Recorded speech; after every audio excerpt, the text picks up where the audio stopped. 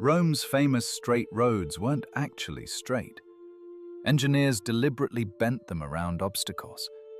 We've been misreading the maps for 2,000 years. And Rome isn't even the most impressive road story. The Persian Royal Road moved a message 2,700 kilometers in 7 days. The Inca moved messages 240 kilometers per day through the Andes. Without horses, without wheels, without a single written instruction. Welcome to No History. We map the evidence, not the legend. And sometimes the legend was built on a misread of the original blueprints. Ask anyone what they know about Roman roads, and you'll get the same answer. Perfectly straight, built by slaves, connecting every corner of the empire like a grid. It's a compelling picture, and it contains just enough truth to feel completely right. Roman roads were remarkable. At their peak in the 2nd century CE, the network stretched roughly 400,000 kilometers total, with about 80,500 kilometers of stone-paved surface connecting over 700 cities. That scale is real. The straightness, that's where the story gets complicated. And the slave labor claim, that's where it breaks entirely. I believed both of these things for years. Most people do. The images are everywhere. The claim repeats in every documentary, and it sounds like exactly the kind of thing Rome would do. Grand, ruthless, geometric. But when you look at the actual engineering record, the tools, the labor regulations, the military law, a different story emerges. And it's a better story. Let's start with the tool that built the empire. The groma was a Roman surveying instrument, an ancient technology that made precision possible at empire scale. A cross of iron arms mounted on a post with plumb bobs hanging from each corner. A surveyor would sight along 2 of the plumb lines to establish a straight line of sight, then rotate 90 degrees to plot a perpendicular. On flat terrain, this produced the long, straight sections that became famous. But terrain is rarely flat, and Roman engineers knew it. When a ridge was too steep to cut through economically, they routed around it. When a valley floor was too wet to drain properly, they climbed to drier ground. The groma gave them precision, but the surveyor made the call. The result was a network that looks straight on small-scale maps, but reveals deliberate, intelligent routing when you examine the actual survey data. The road itself was engineered in layers. Foundation stones at the base, the statumen. Rubble and broken rock above that, the rudus. A concrete core above that, the nucleus. And cut stone paving on top. 4 layers, each one doing a specific job: load distribution, drainage, stability, and traction. Now, who actually built it? Roman legionary soldiers, not primarily slaves. Roman military law required soldiers to perform road construction as a standard duty. It was part of what soldiers did between campaigns, not a punishment, but a professional obligation written into military regulations. The roads they built were the roads they would later march on. That's not coincidence. That's engineering incentive. And it produced a quality standard that purely coerced labor rarely matches. Slave labor existed in the Roman economy, and some roadwork almost certainly used it, particularly on secondary routes and in regions where legions were not stationed. But the primary builders of Rome's strategic network were the legions themselves, disciplined, organized, and personally invested in the quality of what they laid down. These weren't roads built to move goods. They were built to move armies, fast. At a standard military march, a Roman legion could cover 35 to 40 kilometers per day on a paved road, across the empire in any season.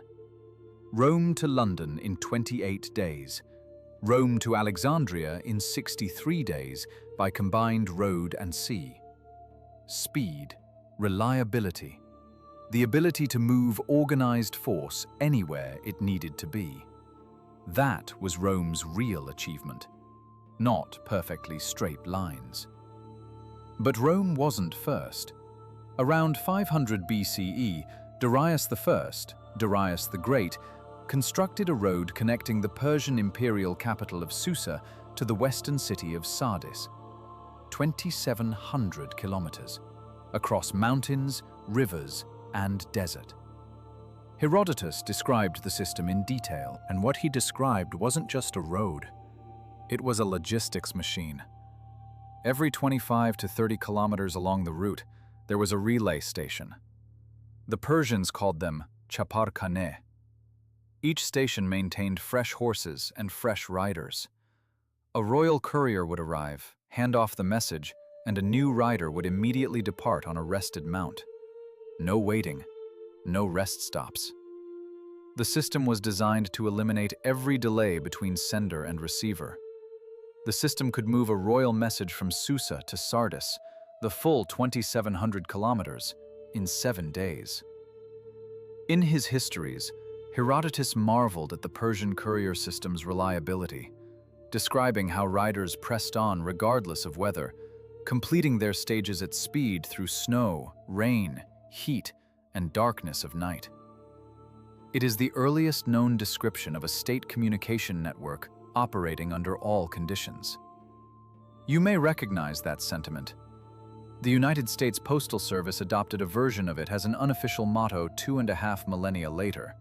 The famous inscription on the James Farley Post Office in New York draws directly on this passage from Herodotus, though the precise wording has been shaped by translation and tradition over the centuries. Darius I built the royal road to govern a vast empire from a single center, to make the edges feel the weight of Susa. His empire at its peak stretched from the Aegean coast of modern Turkey to the Indus Valley in modern Pakistan. Without fast communication, that territory was ungovernable. Speed of communication was speed of power. A revolt in Anatolia could be known in Susa within a week. Orders could return within 2 weeks. That's a response window measured in days, not months. The chaparkhaneh wasn't just a relay station. It was a political instrument. Every fresh horse waiting at every post was a physical argument that the empire was watching and could respond. Now move the clock forward roughly 2,000 years. Move the geography to the western edge of South America. The Inca Empire built a road system covering somewhere between 25,000 and 40,000 kilometers, one of the largest road networks in the pre-Columbian world. The exact figure depends on how you count connected paths versus main highways, and modern archaeological surveys are still refining the picture. Tens of thousands of kilometers, across the highest mountain range outside of Asia, without wheels, without horses, without a written language as we understand it.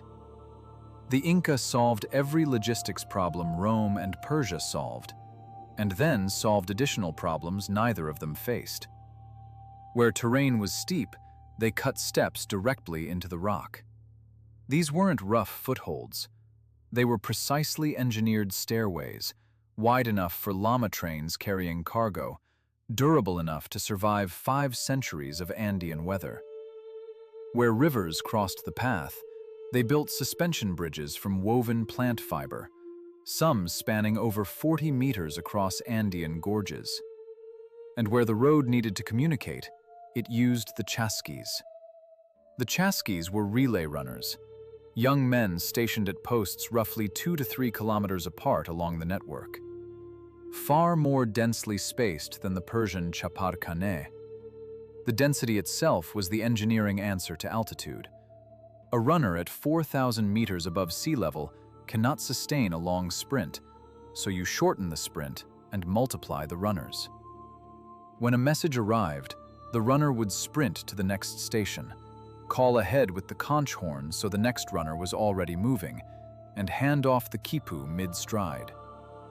The result was a relay system capable of moving a message 240 kilometers per day, through the Andes, at altitude, on foot. The Chasqui system's speed would have allowed fresh fish from the Pacific coast to reach Cusco within 2 days, a logistical achievement that would have been impossible without the relay network. Military intelligence from the northern frontier could arrive before a local commander could organize a response. The Capac Ñan developed across generations of Inca imperial expansion, primarily during the 15th and early 16th centuries CE, with some sections possibly predating the empire itself. By the time the Sapa Inca Huayna Capac died in 1527, the network connected a territory stretching nearly 4,000 kilometers from north to south, the longest empire in the Americas. When the Spanish arrived in the 1530s, they used the Inca roads to conquer the empire that built them. So here is the comparison that changes the frame entirely. Roman roads. 80,500 kilometers of paved surface, 35 to 40 kilometers per day for a marching army, built by soldiers who would march on what they laid. Persian Royal Road, 2,700 kilometers, 7 days, Susa to Sardis, using fresh horses and relay stations spaced every 25 kilometers. Built to govern, not to conquer. Inca Capac Ñan, between 25,000 and 40,000 kilometers. 240 kilometers per day, on foot, through mountains, without wheels. The question, which empire built the best roads, assumes there is a single answer. There isn't. Each system solved a different problem. Rome needed to move armies fast across diverse terrain. The Groma and the legionary builder solved that. Darius I needed to govern a vast empire from a single center. The Chapar Canay relay solved that. The Inca needed to bind together a vertical empire climbing from sea level to 5,000 meters without any of the tools the other two relied on. The Chasqui and the suspension bridge solved that. The roads weren't the same because the problems weren't the same. Roads and empires share one truth across every civilization that built them. Control of territory isn't about holding ground. It's about how fast you can respond to what happens on that ground. The Persian Royal Road moved a message 2,700 kilometers in 7 days. The Inca system moved it 240 kilometers per day on foot through mountains. Which empire actually understood speed? That depends entirely on what you were trying to move, where you were trying to move it, and what the terrain between you and your destination actually looked like. These roads remind us that infrastructure is never neutral. Every road is a theory about how power works, and a bet on which problems matter most. But roads and empires opens a harder question. The Inca Capac Ñan survived Spanish conquest, continued to be used, and sections of it are still walked today, recognized as a UNESCO World Heritage Site since 2014. The Roman network fractured when the Western Empire fell in the 5th century CE.